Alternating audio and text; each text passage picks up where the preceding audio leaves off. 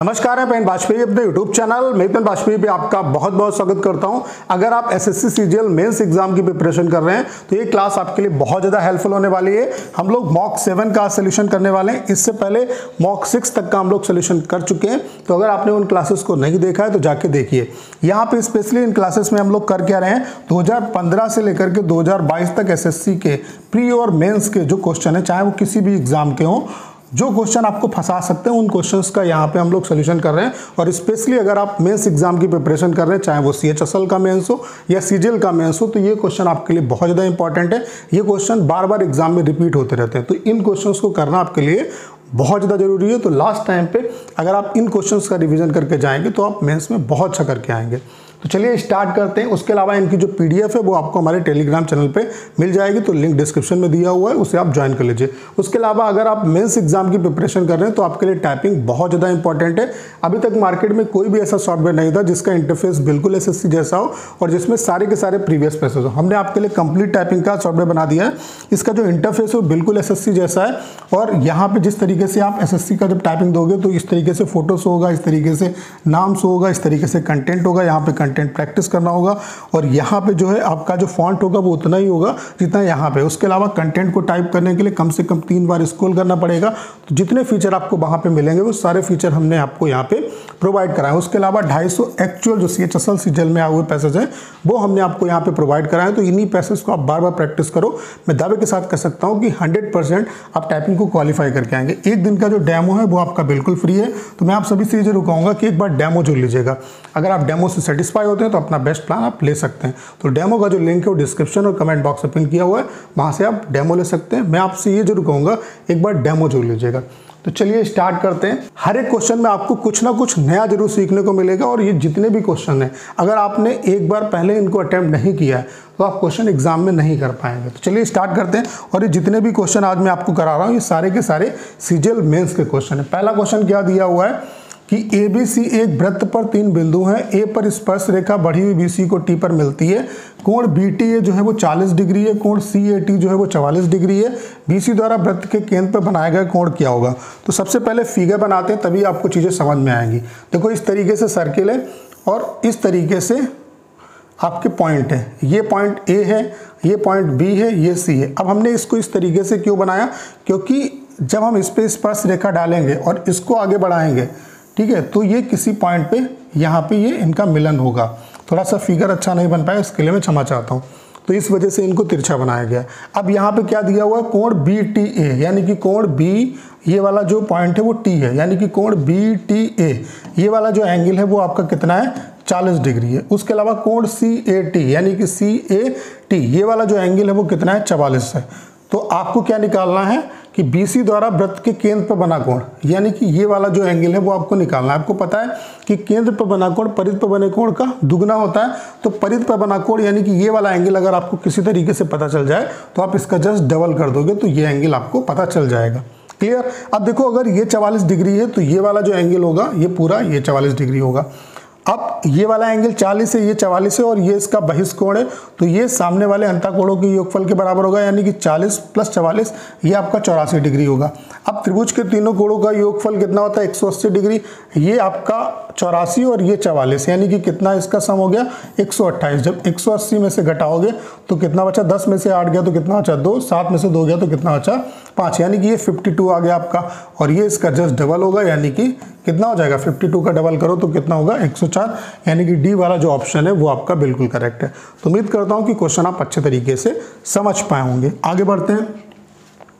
अगला क्वेश्चन आप लोग देख पा रहे होंगे, दिया हुआ है कि x + 2y = 3 और 3x - 2y = 1 के ग्राफ बाई अक्ष को 2 बिंदुओं पर मिलते हैं जिनके बीच की दूरी क्या होगी। तो y एक्सिस का मतलब क्या हुआ, y अक्ष का मतलब बाई अक्ष पे अगर कोई वैल्यू आपको निकालनी है तो बाई अक्ष पे x बराबर जो होता है वो 0 होता है। तो x बराबर 0 अगर यहाँ पे रखोगे तो 2y = 3 आएगा, यानी कि y = कितना हो गया आपका, 3/2 हो गया। यहाँ पे आप जब y एक्सिस पे निकालोगे तो x बराबर 0 रखोगे तो -2y = 1, यानी कि y = -1/2। तो बाई अक्ष पर दो बिंदु पर मिलते हैं जिनके बीच की दूरी क्या होगी। आपको पता है कि दो बिंदुओं के बीच की दूरी क्या होती है, x1 - x2 का whole of square plus y1 - y2 का होल ऑफ स्क्वायर। अब देखो बाई अक्ष पे यानी कि ये 0 हो जाएंगे अब इनका होल ऑफ स्क्वायर क्या होगा, यहाँ पे 3/2 और माइनस माइनस क्या होगा प्लस, यानी कि 1/2 का होल ऑफ स्क्वायर। तो यहाँ पे 3 और 1 4/2 का मतलब क्या हुआ 2 का स्क्वायर। तो 2 का स्क्वायर यानी कि बाहर कितना आएगा 2 आएगा, यानी कि डी वाला जो ऑप्शन है वो आपका बिल्कुल करेक्ट है। तो उम्मीद करता हूँ कि क्वेश्चन आप अच्छे तरीके से समझ पाए होंगे। ये क्वेश्चन काफ़ी इंपॉर्टेंट है, अगर आपने पहले नहीं किया होगा तो इस क्वेश्चन को आप नहीं कर पाएंगे। ठीक है, इसका आंसर भी याद रखो क्या आएगा, यहाँ पे क्यूब रूट 13 आएगा इसका आंसर। आप इस चीज़ को याद भी रखो डायरेक्ट, अगर ऐसा क्वेश्चन आता है क्यूब रूट 13 आएगा। अब कैसे आएगा उस चीज़ को समझो। यहाँ पे क्या दिया हुआ है कि एक लंबवृत्तीय शंकु की ऊंचाई और उसके वृत्तीय आधार की त्रिज्या क्रमशः 9 सेंटीमीटर तथा 3 सेंटीमीटर है। शंकु को उसके आधार के समांतर एक तल द्वारा 2 भागों में काटा गया है। शंकु के छिन्नक अर्थात निचले भाग का आयतन 44 घन सेंटीमीटर है। छिन्नक के ऊपरी वृत्तीय पृष्ठ की जो त्रिज्या है वो क्या होगी, यानी कि जो ऊपर वाला जो एक शंकु बनेगा उसकी त्रिज्या आपको बतानी है। तो किस तरीके से करेंगे क्वेश्चन पहले देख लो। इस तरीके से शंकु है आपका, आपको पता होना चाहिए शंकु कब बनता है, समकोण त्रिभुज को या तो उसके आधार के पड़ता घुमाते हैं या ऊंचाई के पड़ता घुमाते हैं तो आपका शंकु बनता है। ठीक है, अब यहाँ पे इस तरीके से यहाँ पे क्या बोला गया है, इसकी जो ऊंचाई है, इस शंकु की जो ऊंचाई है वो कितनी है, इसकी जो टोटल ऊंचाई है वो कितनी है, यानी कि ये वाली जो डिस्टेंस है वो कितनी है 9 है, और इसकी जो त्रिज्या है वो कितनी है 3 है। क्लियर। उसके बाद शंकु को उसके आधार के समांतर एक तल द्वारा, यानी कि इस तरीके से यहाँ पे इसको विभाजित कर दिया गया, कट लगा दिया गया। तो ये वाला जो पार्ट बनेगा वो शंकु छिन्नक बनेगा, और इसका जो एरिया है वो कितना दिया है 44 दिया है। अब आपको ये जो ऊपर वाला पार्ट बना इसकी रेडियस आपको बतानी है। तुमने मान लिया इसकी रेडियस r है। ठीक है, तो अगर हम इस शंकु छिन्नक की ऊंचाई h मान लें, पूरी जो है ऊंचाई वो कितनी है 9 है, तो ये वाले पार्ट की जो ऊंचाई होगी वो 9 - h होगी। आपको पता होना चाहिए कि ये वाला जो त्रिभुज है और ये वाला जो त्रिभुज है एक दूसरे के समरूप होगा। अगर यहाँ पे हम नंबरिंग दे दें A B C D E F G, तो ये वाला जो त्रिभुज है और ये वाला त्रिभुज समरूप होगा। कैसे, ये वाला जो एंगल है वो आपका कॉमन है। आपको पता है कि शंकु जो है वो कब बनता है, जब समकोण त्रिभुज को आधार के पड़ता या ऊंचाई के पड़ता घुमाते हैं। तो ये वाला एंगल जो होगा वो कॉमन होगा, 90 डिग्री होगा। तो 2 एंगल बराबर तो तीसरा एंगल बराबर, यानी कि समरूप है। तो इनकी भुजाएं अनुपातिक होगी। तो हम कह सकते हैं कि AG और बड़ी वाली जो बड़ा वाला त्रिभुज है उसकी भुजा क्या होगी, AG और AC का वही अनुपात होगा जो आपका FG और आपका BC का होगा। ये बात आपको समझ में आ गई। तो यहाँ पे AG जो है वो कितना है आपका, AG जो है वो कितना है, थोड़ा सा इसे यहाँ पे हम लोग मिटा देते हैं तो समझ में आ जाएगा, मतलब लिखने की जगह बन जाएगी यहाँ पे। तो यहाँ पे AG जो है वो कितना है 9 - h, और AC जो है वो कितना है 9 है, FG जो है वो कितना है R है, और BC जो है वो कितना है 3 है। तो 3 से अगर हम काटे तो यहाँ पे कितना आएगा 3, यानी कि 9 - h = 3r। तो h बराबर यहाँ से क्या आ जाएगा 9 - 3r। ये बात आपको समझ में आ गई, 9 - 3r होगा। अब आपको पता है कि शंकु छिन्नक का जो आयतन होता है, शंकु छिन्नक का जो आयतन होता है, इससे अगर हम यहाँ पे थोड़ा सा आपको शो नहीं हो रहा, चलो यहीं पे लिख लेते हैं। शंकु छिन्नक का जो आयतन होता है वो πh/3 capital R² plus small r² plus r × r होता है, और इसका जो आयतन है वो 44 दिया है। तो 44 = पाई का मतलब 22/7, h की जो वैल्यू है, h को हम r के टर्म में क्या ले सकते हैं 9 - 3r। तो 9 - 3r/3, और यहाँ पे r कैपिटल R, ये मतलब जो बड़ा वाला शंकु है उसकी जो त्रिज्या है वो कितनी है 3, तो 3 का स्क्वायर होगा यहाँ पे प्लस r² प्लस 3r। ठीक है, यहाँ पे आपको दिख रहा होगा। तो अगर हम 3 उड़ाएं यहाँ पे, देखो इसे हम लिखने के लिए इसको मिटा देते हैं तो आपको समझ में आ जाएगा। अब देखो इसको यहाँ पे अगर हम 3 से काटें तो यहाँ पे क्या आ जाएगा 44 = 22/7, और इसे अगर हमने 3 से काटा तो 3 - r, और अंदर क्या है 3 का स्क्वायर प्लस आपका r² प्लस आपका 3r आया। तो 22 दूनी 44, 7 दूनी 14। अब ये आपका किसका फार्मूला बना, a - b और a² plus ab plus b²। तो ये किसका फार्मूला होता है aq - bq, यानी कि यहाँ पे क्या आ जाएगा 3 का क्यूब माइनस r का क्यूब। क्लियर। तो 14, 3 का क्यूब मतलब 27 - r³। तो r³ की जो वैल्यू होगी वो 27 - 14, यानी कि कितनी आएगी 13 आएगी। तो इधर भेजेंगे, यानी कि क्यूब रूट 13 आ जाएगा। तो कौन सा ऑप्शन सही है? बी वाला जो ऑप्शन है वो आपका बिल्कुल करेक्ट है। इसलिए मैंने कहा इस क्वेश्चन को अगर आपने पहले किया होगा तभी आप कर पाएंगे। तो ये आपके लिए काफ़ी इंपॉर्टेंट क्वेश्चन है अगर मेंस में, और ये क्वेश्चन डायरेक्ट आपके एग्जाम में आएंगे। अगर आते हैं तो इन्हें आप डायरेक्ट याद भी रखना, ठीक है।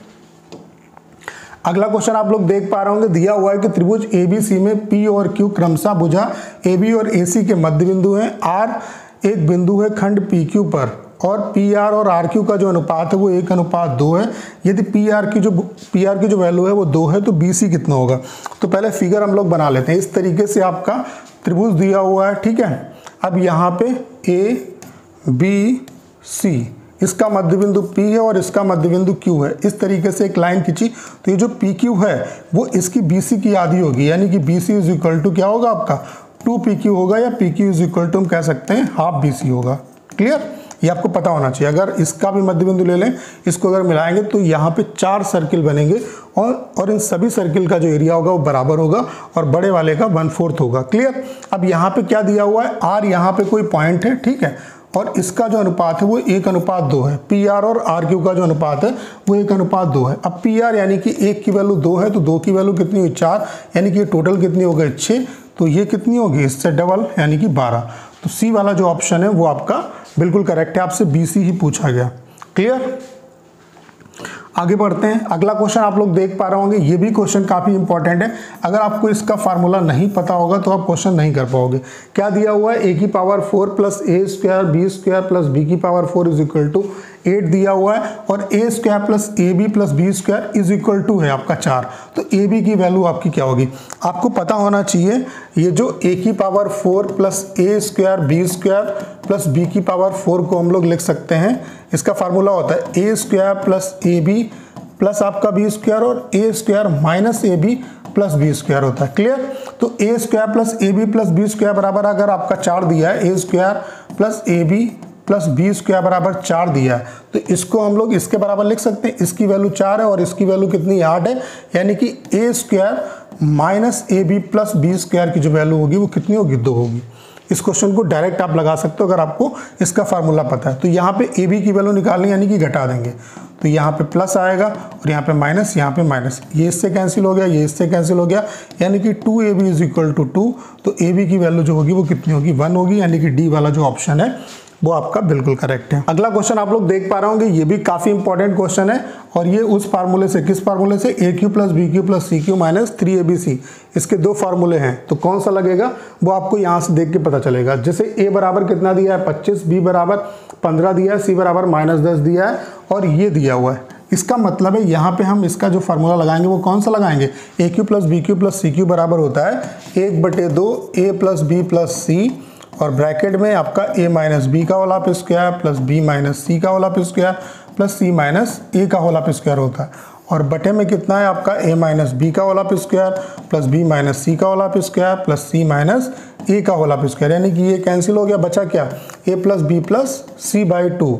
तो रख दो वैल्यू, यहाँ पे A की वैल्यू कितनी है 25, B की वैल्यू 15 माइनस 10/2, तो 25 और 15 कितना हुआ 40 में से 10 गया तो कितना बचा 30, 30 का आधा करेंगे तो कितना होगा 15, यानी कि डी वाला जो ऑप्शन है वो आपका बिल्कुल करेक्ट है। क्लियर? अगला क्वेश्चन आप लोग देख पा रहे होंगे, ये भी काफी सिंपल क्वेश्चन है। क्या दिया हुआ है? k का मान जिसके लिए k minus 1x plus y minus 2 बराबर 0 और 2 minus kx minus 3y plus 1 बराबर 0 के ग्राफ समांतर है। तो समांतर कब होती है? जब 2 रेखाएं, जब आपका a1 बटे A2 बराबर होता है B1 बटे B2। A1 का मतलब x का कॉफिशिएंट और B1 का मतलब y का कॉफिशिएंट। तो यहाँ पे x का कॉफिशिएंट आपका क्या है? k माइनस 1 है, और यहाँ पे x का कॉफिशिएंट आपका क्या है? 2 माइनस k है। यहाँ पे y का कॉफिशिएंट क्या है? आपका 1 है, और यहाँ पे y का कॉफिशिएंट आपका क्या है? माइनस का 3 है। ठीक है, तो सॉल्व कर लो। -3k plus 1 is equal to 2 minus k। तो इसको इधर लेके आएंगे तो 2k हुआ आपका, और इसको इधर लेके आएंगे तो माइनस का 1 हुआ, यानी कि k बराबर क्या आ जाएगा? माइनस का 1/2, यानी कि पहला वाला जो ऑप्शन है k बराबर जो होगा वो आपका कुछ गड़बड़ हो गया क्या? इसको हमने उधर भेज दिया, y का कॉफिशिएंट k माइनस 1 है और यहाँ पे 2 माइनस k है। y का कॉफिशिएंट पहले वाले में क्या है? आपका 1 है, ठीक है, और दूसरे वाले में आपका y का जो कॉफिशिएंट है वो -3 है। तो -3 के प्लस यहाँ पे 3 होगा, हाँ ये गलती हुई, 3 होगा और 2 माइनस के, तो इसको हमने उधर भेजा और इसको इधर भेजेंगे तो प्लस का 1 होगा, यानी कि 1/2 होगा। क्लियर? तो पहला वाला जो ऑप्शन है वो आपका बिल्कुल करेक्ट है। अगला क्वेश्चन आप लोग देख पा रहे होंगे, यहाँ पे आपको ये बताना है कि अधिकतम और न्यूनतम संख्याएं क्या होगी। तो जब भी आपको यहाँ पे कंपैरिजन करना हो तो इनकी पावर को हम क्या करेंगे, बराबर करेंगे, यानी कि इनका एलसीएम लेंगे। तो क्या दिया हुआ है हमें यहाँ पे, हम डायरेक्ट कर सकते हैं इस क्वेश्चन को। जैसे यहाँ पे क्या दिया हुआ है, क्यूब रूट 4 और यहाँ पे अंडर रूट 3 और यहाँ पे 6 रूट 25 और यहाँ पे 12 रूट 289। तो इनका एलसीएम क्या हुआ, 12, 6, यहाँ पे जब रूट है इसका मतलब 2 होगा, यहाँ पे 12, 6, 2 और 3 का एलसीएम क्या होगा, 12। तो यहाँ पे 12 बनाने के लिए 2 से गुणा करना पड़ेगा, तो यहाँ पर भी 2 से गुणा कर दो। यहाँ पे 6 से गुणा करना पड़ेगा, तो यहाँ पे पावर 6 आ जाएगी। यहाँ पे आपका 4 से गुणा करना पड़ेगा, पावर 4 आ जाएगी। अब ऐसा क्यों, जैसे यहाँ पे क्यूब रूट 4 है तो इसका मतलब क्या हुआ, 4 की पावर 1/3। तो अगर इसे हमें 12 बनाना है तो आपका 4 से ऊपर गुणा करेंगे, 4 से नीचे, तो 4 इसको हमने यहाँ पे भेज दिया। इसी वजह से यहाँ पे हम लोग ऐसा कर रहे हैं। किसी बच्चे को हो सकता है ना समझ में आया हो, तो यहाँ पे वैल्यू कितनी आ जाएगी आपकी, 4 चक्कू 16, चक्कू 64, चक्कू 256 आ गया। यहाँ पे कितना आ जाएगा, 3 तियाँ 9, 27, 81, 243, 729 आ जाएगा। यहाँ पे कितना आ जाएगा, 625 और यहाँ पे आपका 289। तो सबसे जो अधिकतम संख्या है वो कौन सी है, ये वाली, यानी कि √3, ये सबसे बड़ी है। और सबसे छोटी कौन सी है आपकी, 256, यानी कि ये वाली। तो बी वाला जो ऑप्शन है वो आपका बिल्कुल करेक्ट है। अगला क्वेश्चन आप लोग देख पा रहे होंगे, दिया हुआ है कि 5 क्रमिक पूर्णांकों का योगफल a है और अगले 5 क्रमिक पूर्णांकों का योगफल b है, तो b - a/100 की जो वैल्यू है वो क्या होगी। तो इस क्वेश्चन को अगर पहले नहीं किया होगा तो नहीं कर पाएंगे, थोड़ा टाइम लगेगा। पहले 5 क्रमिक पूर्णांक यानी कि 1 + 2 + 3 + 4 + 5, इसका योगफल निकालो। फिर 6 + 7 + 8 + 9 + 10, इनका योगफल निकालो। तो ये क्रमिक 5 पूर्णांक है। आपको पता है कि क्रमिक लगातार प्राकृतिक संख्याओं का योगफल क्या होता है, n × n + 1/2, यानी कि 5 और 5 + 1 यानी कि 6/2। तो इसका योगफल कितना आ गया, 15 आ गया। अब इसका योगफल निकालने के लिए या तो इसमें 1 से लेकर के 5 तक संख्या जोड़ो या घटा और फिर घटाओ। लेकिन दूसरा मैंने आपको तरीका क्या बताया, योगफल निकालने का तरीका बीच वाली सीरीज का क्या होता है, अंतिम पद प्लस प्रथम पद और फिर अंतिम पद माइनस प्रथम से पहले वाला पद। तो 6 से पहले 5 आएगा, बटे 2, तो कितना हुआ 16 और यहाँ पे 5/2, यानी कितना हो जाएगा 8 × 5 = 40। तो हमें ये पता चल गया कि a की जो वैल्यू है वो 15 है और b की जो वैल्यू है वो 40 है। तो 40 - 15 दैट मीन कितना हुआ आपका 25/100, यानी कि 25 चक्कू 100, 1/4 आएगा। ए वाला जो ऑप्शन है वो आपका बिल्कुल करेक्ट है। अगला क्वेश्चन आप लोग देख पा रहे होंगे, दिया हुआ है कि एक संख्या n 3 अंकों की धनात्मक संख्या है, यदि इसके सैकड़े के स्थान पर x और इकाई के स्थान पर y हो तो संख्या n - 100x - y किससे विभाज्य होगी। कोई दिक्कत वाली बात नहीं। देखो सैकड़ा है, फिर दहाई होगा और फिर आपका इकाई होगा। इकाई के स्थान पे y है और सैकड़े के स्थान पर x है, तो हमने मान लिया कि दहाई के स्थान पर z होगा। तो संख्या जो n बनेगी वो क्या होगी आपकी 100x प्लस आपका z 10z, 100x प्लस आपका क्या बनेगी 10z प्लस y। अब इसकी वैल्यू यहाँ पे रख दो, तो 100x plus 10z plus y minus 100x minus y। तो y से y कैंसिल हो गया, x से x कैंसिल हो गया, यानी कि 10z बचा। तो इसका मतलब ये संख्या किससे विभाज्य होगी, 10 से, यानी कि सी वाला जो ऑप्शन है वो आपका बिल्कुल करेक्ट है। अगला क्वेश्चन आप लोग देख पा रहे होंगे, ये सिंपल क्वेश्चन है। क्या दिया हुआ है, x² + y² + z² बराबर xy + yz + zx। तो x बराबर 0 नहीं है, तो 4x + 2y - 3z अपान 2x की वैल्यू आपको बतानी। ये देखो कब पॉसिबल है, जब x बराबर y बराबर z हो, तभी ये वैल्यू जो है वो पॉसिबल है। या हम कह सकते हैं कि x बराबर y बराबर z बराबर अगर हम 1 रख दें तो ये वैल्यू पॉसिबल है। इसका मतलब है x बराबर 1 हो गया, y बराबर 1 हो गया और z बराबर 1 हो गया। तो यहाँ पे 4 2 6, 6 में से 3 गया तो कितना बचा 3 और नीचे कितना 2, यानी कि कितना जाएगा आपका 3/2। तो सी वाला जो ऑप्शन है वो आपका बिल्कुल करेक्ट है। अगला क्वेश्चन आप लोग देख पा रहे होंगे, दिया हुआ है कि ax, ये क्वेश्चन आपके कोऑर्डिनेट से बहुत इंपॉर्टेंट है और ऐसे ही क्वेश्चन आपके आते हैं एग्जाम में। ये सारे के सारे मेंस के क्वेश्चन है। ax + by = c, जहां a b दो धनात्मक वास्तविक संख्याएं के ग्राफ और निर्देशांक अक्षों द्वारा बना त्रिभुज का क्षेत्रफल क्या होगा। यानी कि जो कि ग्राफ और निर्देशांक अक्षों द्वारा बना जो त्रिभुज होगा वो क्या होगा। तो सबसे पहले आपको यहाँ पे एक्स एक्सिस के निर्देशांक निकालने पड़ेंगे और वाई एक्सिस के निकालने पड़ेंगे। तो जो त्रिभुज बनेगा वो कुछ इस तरीके से बनेगा। तो एक्स एक्सिस के अगर आपको निर्देशांक निकालने हैं तो यहाँ पे अगर एक्स एक्सिस पे कोई मतलब वैल्यू आपको निकालनी है तो y बराबर 0 रखना पड़ेगा। तो y बराबर अगर हम 0 रखेंगे तो ax बराबर c आएगा, यानी कि x बराबर c अपान है, यानी कि x एक्सिस पे जो वैल्यू है वो कितनी आ गई आपकी c अपान है। और अगर हमें यहाँ पे y एक्सिस पे निकालना है तो x बराबर 0 रखना पड़ेगा, यानी कि B Y is equal to C आ गया। तो y is equal to C upon B, यानी कि y एक्सिस के निर्देशांक क्या हो गए c अपान बी। तो ये समकोण त्रिभुज बनेगा। समकोण त्रिभुज का एरिया निकालने के लिए क्या करना पड़ता है, 1/2 बेस इंटू हाइट, यानी कि 1/2 सी अपान ए इंटू सी अपान बी। तो कितना हो जाएगा सी स्क्वायर अपान 2ab, सी स्क्वायर अपान 2ab, यानी कि सी वाला जो ऑप्शन है, तीसरा वाला जो ऑप्शन है वो आपका बिल्कुल करेक्ट है। ये क्वेश्चन भी काफ़ी इंपॉर्टेंट है। क्या दिया हुआ है कि एक दुकानदार अपनी वस्तुओं पर उसके क्रय मूल्य से 40% अधिक अंकित करता है, वह अपनी 3/4 वस्तुओं का विक्रय मूल्य इस मूल्य पर करता है। 40% अधिक का मतलब 40% अगर अधिक अंकित कर दिया, यानी कि 40% के लाभ पर बेच रहा है। ठीक है, तो 3/4 वस्तुओं का विक्रय मूल्य इस मूल्य पर कर लेता है और शेष वस्तुओं को 40% छूट पर बेचता है। या मान करके दुकानदार ने जितनी वस्तुएं क्रय की थी उतनी उन सभी का विक्रय कर दिया। पूरे सौदे पर उसकी हानि या लाभ प्रतिशत क्या होगा। तो 100 रुपए की चीज़ थी, उसका दाम अगर 140 बना दिया, यानी कि वो 40% का डायरेक्ट मार्जिन ले रहा है। ठीक है, अब यहाँ पे क्या बोला है कि 3/4 का मतलब टोटल अगर 4 वस्तुएं थी तो उसमें से 3 जो वस्तुएं हैं उनको 40% के फायदे पर बेचा। ठीक है, बची वस्तुओं को 40% के नुकसान पर बेचा। तो 140 की अगर कोई चीज़ है इसे 40% के नुकसान पर बेचने का मतलब है 60% में बेच रहे हो। तो यहाँ पे 0 से 0 कैंसिल हो गया, 4 कितना हुआ 84। तो 84 अगर 100 की चीज़ 84 की बिक रही है, इसका मतलब है कि आपने 16% के नुकसान पर बेचा, यानी कि बची जो वस्तु है उसको 16% के नुकसान पर बेचा। तो टोटल पे कितना फ़ायदा या नुकसान होगा आपको ये निकालना है। तो 40% 3 लोगों में बांटोगे, 3 लोगों में अगर जाएगा तो 4 3 कितना हुआ 12, 120%, और यहाँ पे 16% बराबर कितना हुआ 4x। तो इसमें से जब जाएगा तो ये कितना हुआ आपका 104% की वैल्यू 4x। तो 4 से काटेंगे तो 4 दूनी 8 और 4 छंग 24, यानी कि x की वैल्यू जो है वो कितनी आएगी 26%। और प्लस आने का मतलब है कि 26% का क्या होगा यहाँ पे फायदा होगा। ठीक है, तो ये इंपॉर्टेंट क्वेश्चन है, इसे आप नोट डाउन कर लेना। अगला क्वेश्चन आप लोग देख पा रहे होंगे, x square plus y square plus z square plus 2 बराबर 2y माइनस 2x। तो x q plus y q plus z q की वैल्यू क्या होगी। अब देखो इस क्वेश्चन को डायरेक्ट आपको समझ में आ जाना चाहिए कि देखो यहाँ पे क्या होगा आपका 2y माइनस का 2x होगा।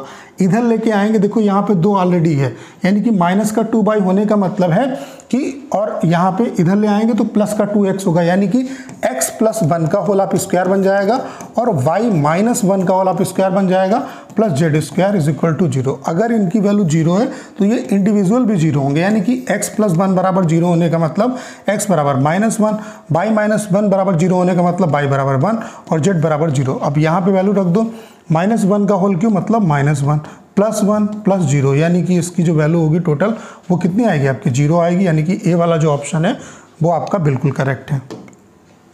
अगला क्वेश्चन आप लोग देख पा रहे होंगे, दिया हुआ है कि त्रिभुज ABC के कोण ABC का बाहुद्विभाजक BC के समांतर A से जाती हुई ऋजु रेखा को D बिंदु पर प्रतिच्छेद करता है। यदि कोण ABC जो है वो 50 डिग्री है तो कोण ADB की जो वैल्यू है वो क्या होगी। तो सबसे पहले हम लोग फिगर बना लेते हैं तो आपको समझ में आ जाएगा।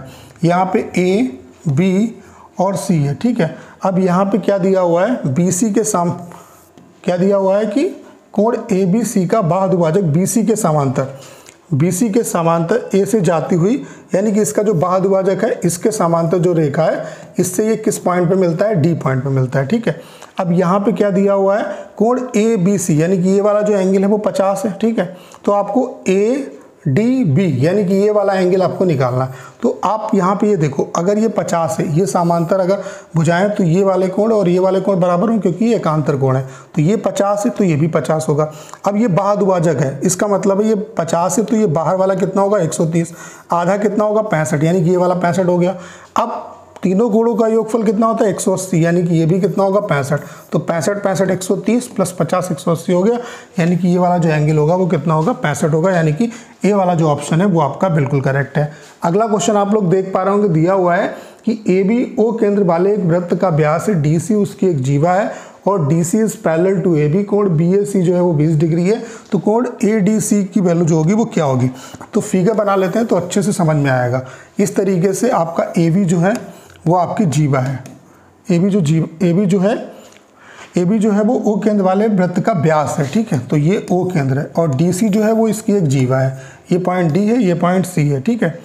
डी सी जीवा है और ये इसके पैरेलल है। कोण B A C, B A सी का मतलब बी ए सी यानी कि ये वाला जो एंगल है इसको इससे मिला देते हैं, इसको इससे मिला देते हैं। ये वाला जो एंगल है वो आपको कितना है, 20 डिग्री है, ठीक है। तो कोण ए डी सी यानी कि ए डी सी ये वाला एंगल आपको निकालना है। आपको पता है कि ये चक्री चतुर्भुज बनेगा क्योंकि इसके सभी सिर जो है वो परिधि पर है और चक्री चतुर्भुज की खासियत क्या होती है कि आमने सामने के कोणों का योगफल 180 डिग्री होता है। तो अब ये देखो ये वाला एंगल 20 है, अब ये देखो व्यास द्वारा परिधि पर बना कोण क्या होता है, 90 डिग्री या 90 होगा। तो 90 और 20 आपका कितना हो गया, 110, यानी कि ये वाला कितना होगा, 70 होगा। अब इन दोनों का जो सम होगा वो 180 होगा, ये 70 है, तो ये वाला कितना हो जाएगा, 110, यानी कि बी वाला जो ऑप्शन है वो आपका बिल्कुल करेक्ट है। अगला क्वेश्चन आप लोग देख पा रहे होंगे, दिया हुआ है कि एक वृत्त की परिधि पर पी तथा क्यू पर खींची गई स्पर्श रेखाएं ए पर प्रतिच्छेद करती है यदि कोण पी ए क्यू 68 डिग्री है तो कोण ए पी क्यू क्या होगा। तो जब फिगर बनाएंगे तो समझ में आएगा। इस तरीके से एक सर्किल है, ठीक है।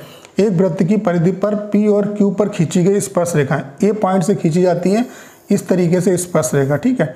तो आपको पता होना चाहिए कि ये जो स्पर्श रेखाएं होती है एक पॉइंट से खींची जाती हैं तो ये बराबर होती है, ये P है ये Q है, ठीक है। और यहाँ पे इस तरीके से इसको अगर हम मिला दें तो यहाँ पे कोण PAQ, कोण PAQ यानी कि ये वाला जो एंगल है वो 68 है। तो ये दोनों साइड जो होंगी वो बराबर होंगी। आपको पता है कि त्रिभुज के तीनों कोणों का योग 180 होता है।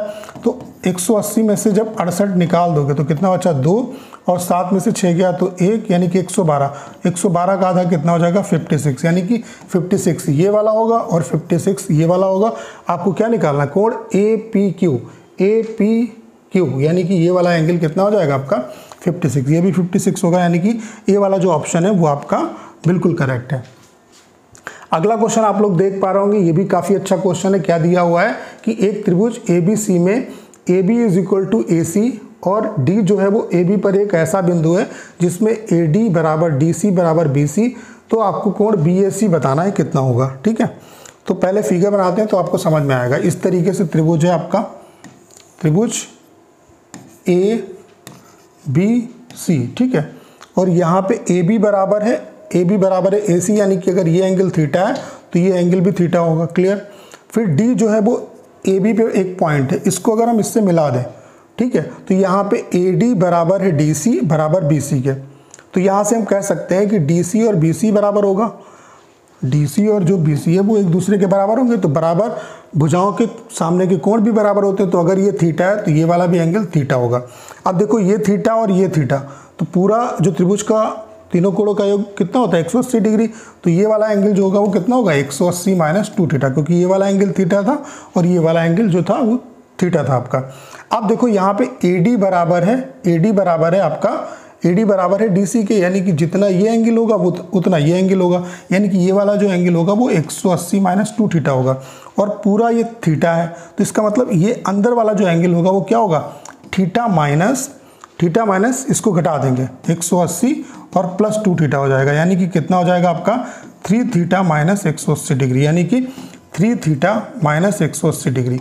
आपको पता होना चाहिए। अब देखो तीनों कोण पता चल गए, त्रिभुज के तीनों कोणों का योगफल कितना होता है, 180 डिग्री, यानी कि हम कह सकते हैं यहाँ पे, यानी कि हम यहाँ से कह सकते हैं कि थीटा + थीटा + 3 थीटा, यानी कि 5 थीटा - 180 डिग्री = 180। तो 5 थीटा = 360, तो 5 से काटेंगे, 5 × 7 = 35, 5 × 10, यानी कि थीटा की जो वैल्यू है वो 72 हो जाएगी। कोण BAC यानी कि ये वाला एंगल निकालना है, तो 180 - 2 थीटा मतलब 72 दूनी 144, यानी कि कितना हो जाएगा आपका 36। तो D वाला जो ऑप्शन है वो आपका बिल्कुल करेक्ट है, क्लियर। अगला क्वेश्चन आप लोग देख पा रहे होंगे, दिया हुआ है कि मान लीजिए AB जो है वो O केंद्र वाले एक वृत्त का व्यास है, O केंद्र वाले एक वृत्त का व्यास है और C उस वृत्त पर स्थित कोई बिंदु है। तदनुसार यदि CD is perpendicular to AB, CD जो है वो 12 है, AD जो है वो 16 है, तो BD की लंबाई क्या होगी। तो फिगर बना लेते हैं तो समझ में आ जाएगा। इस तरीके से एक सर्किल दिया हुआ है, ठीक है। ए बी जो है वो ओ केंद्र वाले वृत्त का व्यास है। इस तरीके से ये ओ केंद्र है, ये ए है और ये बी है, ठीक है। सी यहाँ पे कोई पॉइंट है, ठीक है, इससे इस पे परपेंडिकुलर डाला गया सी डी, ये डी पॉइंट है, ठीक है, और ये इसके परपेंडिकुलर है। सी डी जो है, सी डी यानी कि ये वाली जो वैल्यू है वो कितनी है, 12 है, ठीक है। ए डी यानी कि ये वाली जो वैल्यू है वो कितनी है, 16 है।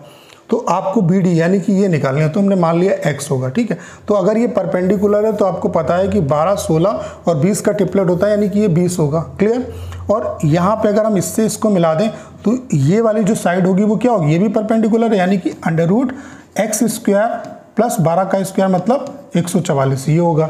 अब इस पूरे त्रिभुज में देखो आप, ये 90 डिग्री यानी कि ये इसका काट होगा, इसका स्क्वायर यानी कि 16 प्लस x का होल ऑफ स्क्वायर, इसका स्क्वायर यानी कि 20 का स्क्वायर 400 और इसके स्क्वायर के बराबर होगा, यानी कि x स्क्वायर प्लस 144, इसका स्क्वायर करेंगे तो अंडर रूट हट जाएगा।